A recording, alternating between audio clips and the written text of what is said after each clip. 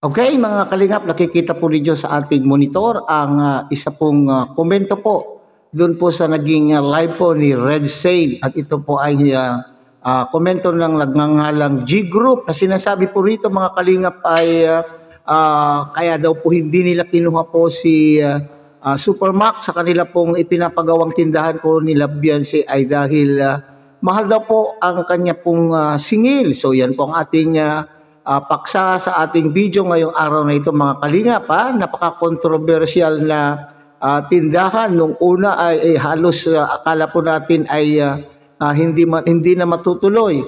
Pero so ngayon naman po ay malapit nang matapos. Marami na pong nagawa at nakikita po na natin na unti-unti na pong nabubuo ang naturang tindahan. So yan po ang pag-uusapan natin mamaya-maya lang ng konti, mga kalingap.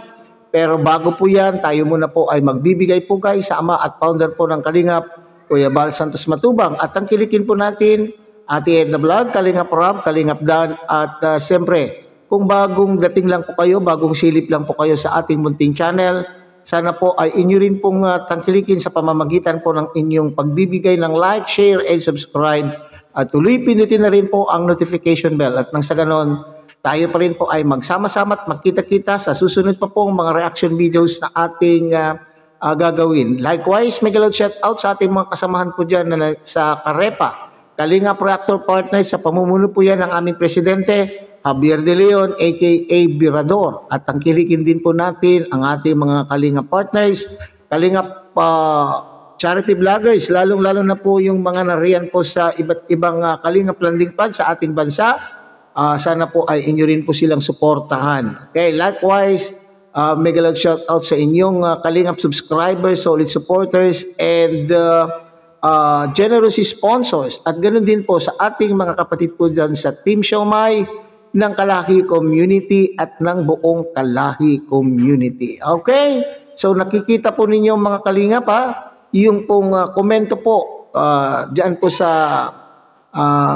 po sa naging live po ni Red Sane na sinasabi po niya ay ang pinakabuod po ay sinasabi na intindihin po sana sila. Ang tanging layunin lamang po nila ay magkaroon po ng pagkakakitaan ng kanila pong iniidolo, ang pamilya po ng kanila pong iniidolo. So yan din po yung ating sinasabi po sa mga nakaraan po nating mga content, na ang mga sponsors na ito ay wala na po silang ginawa kundi isipin ang kapakanan kung papaano po sila makatulong sa pamilya nito, kasi alam po naman ninyo, hindi lamang po yung bahay ang pangangailangan natin sa mundong ibabaw, hindi po ba? Meron kang napakagandang tahanan, napakalaking tahanan, kung wala ka naman pong pagkakakitaan, kung kumakalam naman po ang inyong mga tiyan, papaano na lamang po. So, magpasalamat tayo at may mga sponsor po na talaga naman pong hindi mapigilan sa pag-iisip kung ano po ang kanila pong maitutulong at yung willingness nila po, mga Kalingap, na sila po ay makatulong doon sa pamilya po ni YP Beyonce, hindi po ba? So, ngayon po ay tuloy na po, malapit na nga pong matapos. So ito naman po tayo, magbibigay lang tayo ng konting komento, opinion, kuro-kuro tungkol po dyan sa komento na yan ng komento yan ng G Group. Nakalagay lang po dyan G Group, ibig sabihin grupo po sila. At sinasabi po nila, wala kaming ibang layunin, Kuya Bal. Kami, ibig sabihin pala, mga Kalingap, hindi lang iisang tao yung nagsasalita rito, kundi grupo po sila. At sa makatwid ay isa po siguro ito, mga Kalingap, sa isa sa mga sponsor. Walang pangalan, pero ayon sa pananalita, ayon po sa pagbibigay po niya ng kanyang komento, ay isa po siya sa mga maaaring sponsor ng tindahan na yan. Kaya sinasabi po niya ay kami. Okay, at ang layunin lang daw po nila ay makatulong. Okay. So, bakit humihingi po sila ng pasensya kay Kuya Bal? Di ba nga po, nung una ay medyo may disgusto po si Kuya Bal na sila po ay magtayo. Hindi naman sa disgusto, ano ba yung magandang pananalita dyan, mga Kalingap? nag-aalala. Okay, nag-aalala po si Kuya Bal na yung construction na ginagawa ay maaaring makaapekto doon sa disenyo o makaapekto doon sa ganda ng bahay. Kasi alam po naman natin na ang bahay po ni Beyonce ang pinakamahal sa mga pinatayo po ng ating mga sponsors at ng buong kalingap, hindi po ba? So, parang inaalala po ni Kuya Bal na, nag-aalala na baka maapektuhan o pumangit yung itsura po ng bahay na ipinagawa po ng mga sponsors at ng Team Kalingap. Okay, so ngayon naman po ay kinausap na po ang coordinator, si Dr. Love, at sinasabi po doon sa vlog po ni Kuya Bal na kinakailangan ay gawing pulido at nang sa ganun ay gumanda naman, hindi maapektuhan yung ganda ng bahay. At saka napansin po natin mga kalingap, bakit po kaya yung poste, yung poste po na isa ay nakahiwalay doon sa may asintada na sa tindahan. Ano kaya yung poste na yon? Bakit nakaharang po doon sa entrada ng veranda? Ha? So, yun po yung sinasabi ni Kuya Bal, tanggalin na lamang po yun. At para bagang matatakpan din po yung terrace dun sa itaas. Hindi po ba? So, ngayon, sinasabi ng komento na mahal daw, hindi daw po nila kinuha. Sa iba po sila nagpagawa. Sa ibang karpintero o kontraktor po sila nagpagawa kasi mahal daw po maningil itong si Supermac. Ibig bang sabihin ay may alam po dito itong si Supermac at kung atin pong aanalisahin ang komento na ito mga kalingap ay ibig sabihin ay nakausap na, nauna po nilang nakausap na itong si Supermac. Ha? Kasi sabi niya mahal. Ibig sabihin nakausap po nila itong si Supermac. Kaya po medyo umayaw po sila na hindi na natuloy yung kanila pong usapan dahil mahal. Talagang ganyan naman po tayo. Tayong mga nagpapagawa ng ating mga bahay, kapag mayroon po tayong pinapakonstruct, pinapadagdag, siyempre kung saan po tayo nakakamura, hindi po ba? Maski sa pamamalengke, o sa pagbili po ng ating mga gamit sa bahay, pambili po ng personal na gamit, siyempre hahanapin po natin yung kung saan po tayo nakakamura. Kaya maganda rin po yan mga kalingap yung sinasabi po na nagkomento po rito na mahal daw. Kaya sa iba po sila saraduhan po ng usapan at ipinagawa po sa iba. So dito ulitin po natin mga kalingap, ibig sabihin na ang mga grupo ng sponsor na ito na siyang nagpapagawa po ng tindahan po ni Kalingap Rob, ni Baby Beyonce ay nakausap po nila mismo itong si o nakipag-ugnayan kung sino man po ang nakipag-ugnayan kay Supermac. So ako man ay nagtataka lang naman sa pagkakalam ko itong si Supermac mga kalingap, ewan ko lang kung tama po yung aking iniisip. Ang pagkakalam ko itong si Supermac at yung mga iba pa pong mga kapatid ni Supermac na siya pong pinagkakatiwalaan po ni Kalingap Rob sa mga kanyang pabahay na sila pong gumagawa, sila na pong nagdi-design, lahat-lahat. Ang pagkakaalam ko po ay trabahador, regular na trabahador at parang lumalabas na sa lahat po ng pabahay po ni Kalingap Rob, lumalabas na si Kalingap Rob po ang ang tawag po dyan ay kontratista.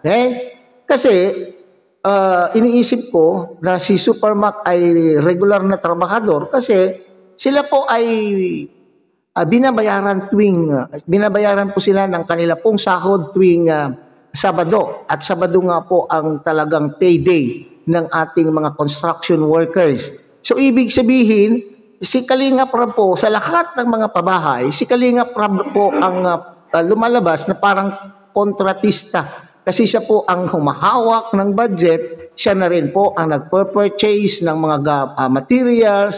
Kung hindi man po siya personal na nagpurchase ng construction materials, ay maaaring sabihin lang niya, ito ang bilhin nyo, bayaran nyo doon. Okay, hindi po ba?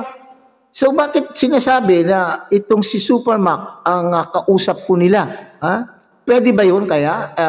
Is it possible? Ewan ko lang kay Kalinga Prab kung tama itong aking iniisip.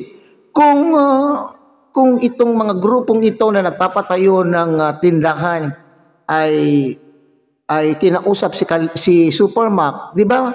Dapat ay si Kalinga Prab muna ang kausapin, ha? So si Kalinga Prab at si Kalinga Prab naman ang makikipag-ugnayan o mag-uutos doon sa kanya pong mga trabahador gaya po nila ka Supermac at yung iba pa pong mga kapatid ni Supermac na siyang gumagawa po ng kanya pong pabahay. So sa makatwid dapat, alam na alam po ni Kalinga Prab ang mangyayari kung sakaling sila po ay kinausap. So maaring kasi iyon yung aking pagkakaintindi sa komento mga Kalinga. Para bagang si Supermac ang kanila pong nakausap nung namahalan po sila ay lumipat po sila sa iba na tama lang naman po kasi sabi ko nga kanina kung saan po tayo nakakamura di doon po tayo. Hindi ba dapat ay si Kalinga Prab ang kinausap po nila na yung plano, kami po ay nagpaplanong mag-sponsor ng tindahan, Kuya Rab, ito lang po ang budget namin, papaano po kaya, sino po ang pwedeng gumawa? Di ba parang ganun dapat? Yun lang po ang nasa isipan ko kasi lumalabas dito kung kinausap po nila itong si Supermac na magpatuloy doon sa extension, di dapat ay lumalabas din na si Supermac na nga po ang kontratista ng lahat ng pabahay, hindi po ba? So marami po tayong naririnig na mga komento tungkol po sa tindahan na yan at sinasabi din po, maraming komento din po pero kinakailangan din po ay bigyan pansin po siguro din para maliwanagan po ang ating mga viewers. Gaya po ng komento na sinasabi yung gawa po ni kaya gawa po ni Supermac doon sa bahay po ni Beyonce ay para bagang lumalabas na maraming naging palpak. Maraming naging palpak. Yung inaakala po natin na asintada or buhos o anuman na pader ay para bagang dinoble wall lang pala nila at may tumatagas na mga may tumatagas pang mga tubig daw po sa bubong. So, may nagkomento doon mga Kalingam na sana po ay lahat din naman po ng kapalpakan na nangyayari sa mga proyekto na nag-i-in-charge po itong si Supermac ay kinakailangan din naman pong pagsabihan upang sa ganun po ay sa susunod ay maiiwasan po yung